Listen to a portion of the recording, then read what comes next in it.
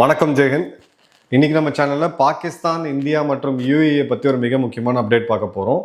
பாகிஸ்தான் எப்பயுமே ஒரு ஐசியூல இருக்கக்கூடிய நாடு, அதாவது 450 பில்லியன் அளவுக்கான ஒரு பொருளாதாரம். ஆனா கடனே பார்த்தீங்க அப்படின்னா கிட்டத்தட்ட 600 பில்லியனுக்கும் அதிகமாக கடன் இருக்கக்கூடிய நாடு.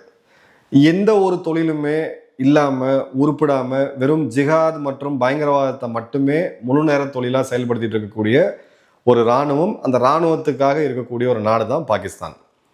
இப்போ இவங்களுக்கு இந்த லைஃப் லைனை கொடுத்துக்கிட்டு இருந்தது அப்படின்னு பார்த்தீங்கன்னா, ஃபர்ஸ்ட் யுஏஇ, ரெண்டாவது சவுதி, மூணாவது கத்தார். ஏன்னா இந்த இந்த நாடுகள் எல்லாமே இந்த ஒரு வேலைகள் செய்யறதுக்கு, அந்த ரோடு பெருக்கிறதுக்கு எல்லாமே பார்த்தீங்க அப்படின்னா பாகிஸ்தானிகளை தான் அவங்க அதிகமாக எம்ப்ளாய் பண்ணுறாங்க. ப்ளஸ் அந்த நாட்டில் இருக்கக்கூடிய வளத்தை இவங்க ஒரு இடத்துல இது பண்ணுவாங்க. ஒரு இன்வெஸ்ட்மெண்ட் டெஸ்டினேஷன்லாம் பெருசாக பார்த்தது கிடையாது. ஜனவரி 26ஆம் தேதி ஒரு மிக முக்கியமான அறிவிப்பு வருது. அது என்ன அப்படின்றத பார்க்கறதுக்கு முன்னாடி, பாகிஸ்தானில் இருக்கக்கூடிய மிகப்பெரிய சர்வதேச விமான நிலையம் அப்படின்னா இஸ்லாமாபாத் ஒன்று, ரெண்டாவது கராச்சி. இந்த இஸ்லாமாபாதோடைய விமான நிலையத்தோடைய ஆப்ரேஷன்ஸ் இப்படி எப்படி பார்த்தீங்கன்னா ஏர்போர்ட் அத்தாரிட்டி ஆஃப் இந்தியா பண்ணுறாங்க. பட் ஜிஎம்ஆர், அடானி போன்ற தனியார் நிறுவனங்கள் இன்னும் பெட்டராக பண்ணுவாங்க. பெங்களூர் ஏர்போர்ட்லாம் பார்த்தீங்கன்னா உங்களுக்கே தெரியும். அந்த இன்வெஸ்ட்மெண்ட்ஸை ஒரு யுஏஇயோடைய நிறுவனம் பண்ணுறதா இருந்துச்சு. இப்போ யுஏஇ அதுல இருந்து பின்வாங்கியிருக்காங்க. எங்களுக்கு அதுல இன்ட்ரெஸ்ட் இல்லை அப்படின்ற, லாஸ் ஆஃப் இன்ட்ரெஸ்ட் அப்படின்ற வார்த்தையை பயன்படுத்தியிருக்காங்க. ஸோ இந்த அசட் இஸ்லாமாபாதோடைய இன்டர்நேஷனல் ஏர்போர்ட், பாகிஸ்தானுடைய வெளிநாட்டு பயணங்களுக்கு இதுதான் மிக முக்கியமான ஏர்போர்ட் அப்படின்னு வச்சுக்கோங்க. நமக்கு வந்து டெல்லி மாதிரி. யுஏஇயோடைய எக்ஸ்பர்டீஸ் அப்படின்னு பார்த்தீங்கன்னா எமிரேட் ஏர்லைன்ஸ் நம்ம எல்லாருக்குமே தெரியும். யுஏஇயோட எக்ஸ்பர்டைஸ் அப்படின்றது அபுதாபி, துபாய் விமான நிலையங்களை பார்த்தாலே தெரியும். அந்த விமான நிலையத்தை ஹேண்டில் பண்ணுறதுல அவங்களுக்கு ஒரு மிகப்பெரிய திறமை இருக்குது. ஆப்ரேஷன் கண்ட்ரோல் மற்றும் மேனேஜ்மெண்ட்டில் கிட்டத்தட்ட ஆகஸ்ட் 2025 ஆரம்பித்து, அதுக்கு முன்னாடி ஆக்சுவலாக பார்த்தீங்கன்னா 24 ஆரம்பித்தாங்க. 1.5 வருடம் 2 வருடம் கிட்டத்தட்ட பேச்சுவார்த்தை நடத்தி அதன் பிறகு இது ஃபைனலைஸ் பண்ணுறாங்க. ஒரு யுஏஇ சேர்ந்த நிறுவனம் வந்து இந்த இஸ்லாமாபாத் ஏர்போர்ட்டை நடத்துவாங்க அப்படின்னு சொல்லிட்டு, எஃபிஷியன்சி அதிகப்படுத்தணும், ரெவென்யூ அதிகப்படுத்தணும், சர்வதேச தரத்துக்கு கொண்டு வரணும் அப்படின்ட்டு தான். யுஏஇயை பொறுத்த வரைக்கும் அவங்களுக்கு அந்த விமான நிலையத்தோட இயக்குனுதல் அப்படின்னு சொல்லக்கூடிய அந்த தொழில வல்லமை இருக்கும் பொழுது அவங்களுக்கு இன்னொரு நாடு கிடைக்கும் போது அவங்களுக்கும் பிஸ்னஸ் எழுது அதிகமாகுது. அதே மாதிரி பாகிஸ்தானில் ஒரு இன்வெஸ்ட் பண்ணக்கூடிய ஒரு ஆப்பர்ச்சுனிட்டியும் பாகிஸ்தானுக்கு வந்து கிடைக்குது. இப்போ யுஏஇயோடைய பிரசிடென்ட், அதிபர் இந்தியாவுக்கு ஒரு 3 மணி நேரம் அவசர பயணமாக வந்து மோடி அவர்களை சந்திச்சு ஒரு 3 மணி நேரம் அந்த சந்திப்புக்கு பிறகு உடனடியாக ஒரு அறிவிப்பு வந்து வெளியிடப்பட்டுச்சு. இந்தியா மற்றும் யுஏஇயோடைய டிஃபென்ஸ் பார்ட்னர்ஷிப்போடைய லெட்டர் ஆஃப் இன்டென்ட்னு சொல்லக்கூடிய எல்ஓஏ வந்து கையெழுத்தாகுது. அந்த 3 மணி நேரம் பல பேச்சுவார்த்தைகள் நடந்துச்சு. உலகத்தில் இருக்கக்கூடிய அரசியல் வல்லுநர்களை புருவத்தை உயர்த்தக்கூடிய ஒரு நிகழ்வாக அதை நம்ம பார்த்தோம். ஏன்னா ஒரு காலத்தில் சவுதி மற்றும் யுஏஇ இவங்க ஒரு 10 காலமாக நெருங்கிய நண்பர்களாக இருந்தாங்க. கத்தார் இவங்க 2 பேர் சேர்ந்து எடுத்தாங்க. இப்போ சவுதி, கத்தார், அந்த துருக்கி ஆக்சிஸ் ரொம்ப க்ளோஸாக இருக்கு. யுஏஇயை எதிர்க்க ஆரம்பிச்சிட்டாங்க. யுஏஇயோடைய இராணுவத்தின் மேலே நேரடி தாக்குதலை சவுதி இராணுவம் நடத்திடுச்சு இங்கே எமன்ல இருக்கக்கூடிய பகுதிகளில். இப்போ இந்த 2 நாடுகளுக்கு முட்டிக்கிட்டு இருக்கும்போது தான் சவுதி போய் உடனடியாக பாகிஸ்தானுடைய ஒரு டிஃபென்ஸ் அக்ரிமெண்ட்டை சைன் பண்ணுறாங்க. 2ல் ஏதாவது ஒரு நாட்டை தாக்குனா அது 2 நாட்டையும் தாக்குனதுக்கு சமம் அப்படின்ற ஒரு டிஃபென்ஸ் பார்ட்னர்ஷிப்பை பண்ணாங்க. அதுக்கப்புறம் பாகிஸ்தானை தாலிபான்கள் துவைச்சு எடுத்தாங்க. சவுதிகள் எங்கேயுமே வரல, வேற விஷயம். அதே மாதிரி சவுதிகளுக்கு ஒரு ஆபத்து வரும்போது பாகிஸ்தானும் போடாது, வேற விஷயம். இப்போ யுஏஇக்கு ஒரு சாலிடான ஆங்கர் தேவைப்படுது, ஒரு சாலிடான பாதுகாப்பு கூட்டாளி தேவைப்படுது, வர்த்தகத்தில் தேவைப்படுது, இன்வெஸ்ட்மெண்ட்ஸில் தேவைப்படுது. அதுதான் இந்தியா. ஏன்னா பாரத பிரதமர் மோடி அவர்கள் 2017 நினைக்கிற நினைவு சரியா இருந்தா அப்போ யுஏஇல போய் இறங்கும் பொழுது அதற்கு முன்னாடி ஒரு இந்திய பிரதமர் போனார் அப்படின்னா 30 வருஷம் தான், 30 வருஷத்துக்கு முன்னாடி. ஸோ நம்ம ஆக்ட் ஈஸ்ட் பாலிசி அப்படின்றது ஒன்று வச்சிருந்தோம். ஆனால் ஆக்ட் ஈஸ்ட் பாலிசியை விட ஆக்சுவலாக பார்த்தீங்கன்னா இந்தியாவுடைய ஆக்ட் வெஸ்ட் பாலிசி கடந்த 11 வருடங்களில் மோடி அவர்கள் பிரதமராக வந்த பிறகு மிகப்பெரிய லெவலில் உயர்ந்திருக்கு. UAE, Qatar, Kuwait, Oman, Iraq, நம்மளுடைய ஈஜிப்ட்ல இருந்து பல நாடுகள் கூட இருக்கக்கூடிய 15 நாடுகள்ல பல நாடுகள் கூட இந்தியாவுடைய வர்த்தக உறவு, கலாச்சார உறவு அப்படின்றது மிகப்பெரிய லெவல்ல இருக்கு. நான் சமீபத்தில் போன வருடம் துபாய், இஸ்ரேல் போயிட்டு அபுதாபி ஏர்போர்ட்ல வரும்போது என்னால் ஒரு இந்தியன் கிரெடிட் கார்டை பயன்படுத்தி ஒரு இந்திய ரூபாயில என்னால் பேமெண்ட் பண்ண முடிஞ்சது. ஸோ அந்த அளவுக்கு 2 நாடுகளும் ரொம்ப நெருங்கி இருக்கிறத நம்ம பார்க்குறோம். இப்போ இந்த இடத்துல தான் இந்த பேச்சுவார்த்தை நடந்து முடிஞ்சு திரும்ப போகும்பொழுது கரெக்டாக ஒரே வாரத்தில் ஜனவரி 26ஆம் தேதி யுஏஇ இந்த இஸ்லாமாபாத் விமான நிலைய ஒப்பந்தத்திலேருந்து பின்வாங்குறாங்க. அதுக்கு அவங்க சொன்ன காரணம் லாஸ் ஆஃப் இன்ட்ரெஸ்ட், எங்களுக்கு இதில் இன்ட்ரெஸ்ட் இல்லை அப்படின்றது தான். கிளியர் கட்டாக இது ஒரு அஃபிஷியல் சேனல் மூலயமா பாகிஸ்தானுக்கு தெரிவிக்கப்பட்டிருக்கு. இப்போ இந்த இடத்துல ஜியோ பொலிட்டிக்கல் ஷிஃப்ட் நடக்கிறத, கல்ஃபோட ஷிஃப்ட், அந்த பொலிட்டிக்கல் ஷிஃப்ட் இங்கேயுமே நம்ம பார்க்குறோம். சவுதி இந்தியாவுக்கு நெருங்கிய நண்பன். சவுதியோடைய அராம்கோ நிறுவனம், இந்தியாவுடைய பல எண்ணெய் நிறுவனங்கள் இன்னைக்கும் பல பார்ட்னர்ஷிப்ல இருக்கிறாங்க. சவுதி இந்தியாவுடைய மொபிலிட்டி பார்ட்னர்ஷிப், கிட்டத்தட்ட 30 லட்சம் பேருக்கும் அதிகமான இந்தியர்கள் சவுதியில் ஒர்க் பண்ணிட்டு இருக்காங்க. இதெல்லாம் ஒரு பக்கம் இருந்தாலும் அங்க நடந்த ஜியோ பொலிட்டிக்கல் ஷிஃப்ட், அதாவது சவுதிக்கும் யுஏஇக்கும் இருக்கக்கூடிய பனிப்போர் இப்ப கிட்டத்தட்ட ஓப்பனா இருக்கு. சவுதி போய் பாகிஸ்தான் கூட ஒரு ஒப்பந்தம் போடும்போது அதை விட ஒரு மிகப்பெரிய பார்ட்னரோட ஒப்பந்தம் போடுறேன்னு சொல்லிட்டு யுஏஇ இந்தியா கூட ஒப்பந்தம் போட்டிருக்காங்க. அதுல ஒண்ணுதான் இந்தியாவுடைய தலைமை இருக்கக்கூடிய மோடி அவர்களை சந்திச்சது. அதே மாதிரி இந்தியா யுஏயோட ஸ்ட்ராட்டஜிக் பார்ட்னர்ஷிப், இது ஒரு பெரும் எண்ணெய் வாங்குறோம் அப்படின்றது மட்டுமே இல்லாம தொழிலா இருக்கட்டும், வர்த்தகமா இருக்கட்டும், இந்தியாவுடைய முன்னணி நிறுவனங்கள், கல்வி நிறுவனங்கள், ஐஐடியில் ஆரம்பிச்சு எஸ்ஆர்எம்ல இருந்து சிவநாடால இருந்து பாத்தீங்கன்னா எல்லாருமே இப்ப அங்க யூனிவர்சிட்டிஸை ஓபன் பண்ண போறாங்க. இன்னும் கொஞ்சம் காலகட்டங்கள்ல பாத்தீங்கன்னா யுஏஇ இந்தியாவுக்கு ஒரு நகரத்துல இருந்து இன்னொரு நகரம் டிரான்ஸ்பர் இதாகிறது மாதிரி இருக்கும், வீசாவுமே இருக்க போறது கிடையாது. இது எல்லாமே இன்னும் ஒரு இடத்துக்குள்ள நடக்கும், வெயிட் பண்ணி பாருங்க.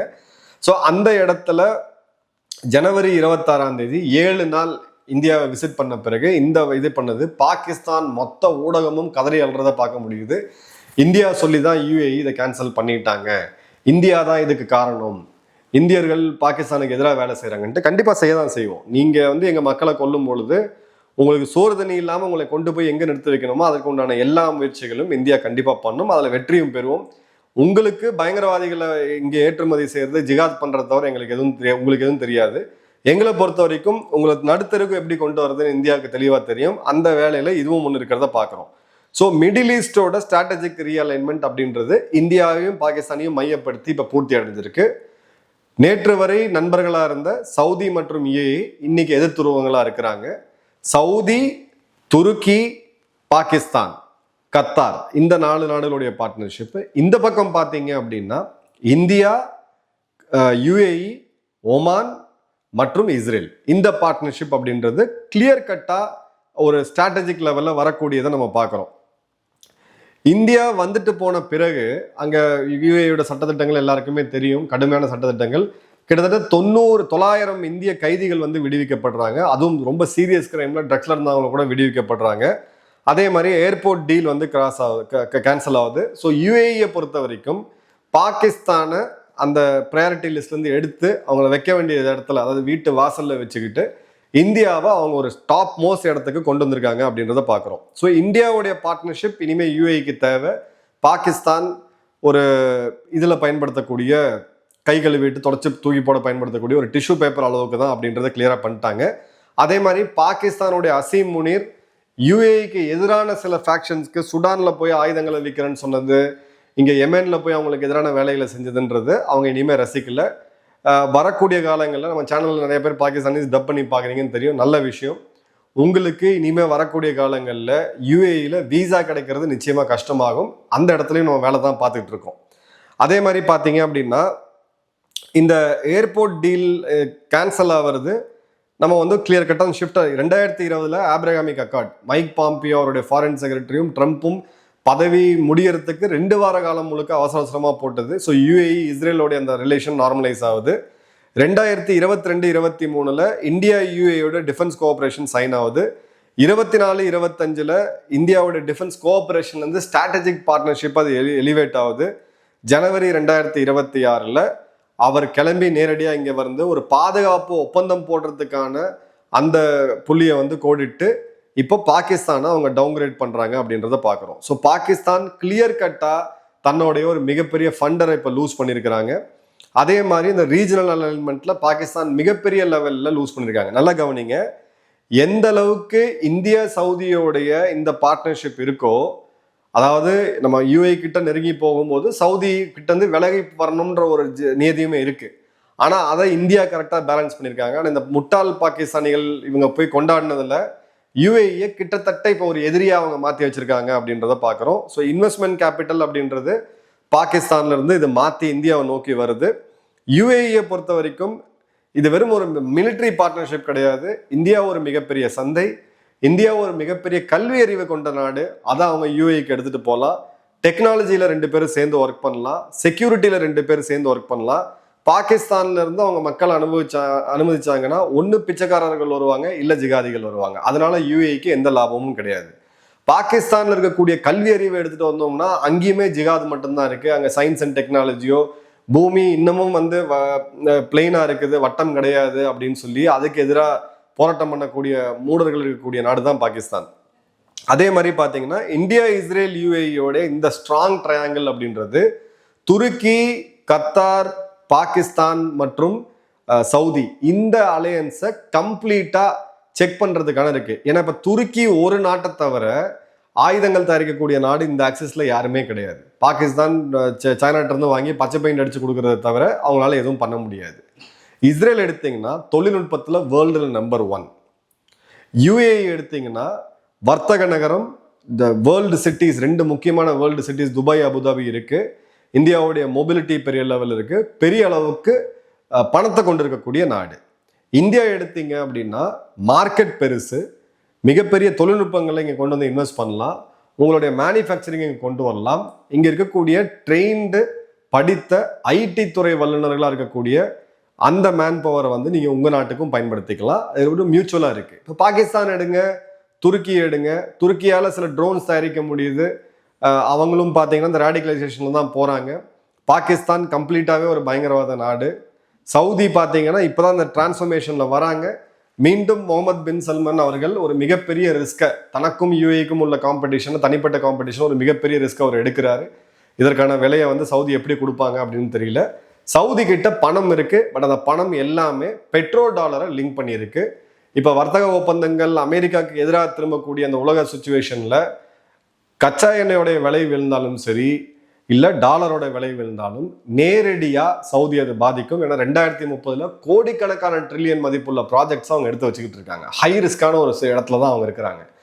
கத்தார் பொறுத்த வரைக்கும் அமெரிக்காவுடைய பாதுகாப்பு ஒப்பந்தமே அவங்களை காப்பாற்றல. ஈரான் தாக்கின போது கத்தாரிகள் எதுவும் அவங்களால பண்ண முடியல.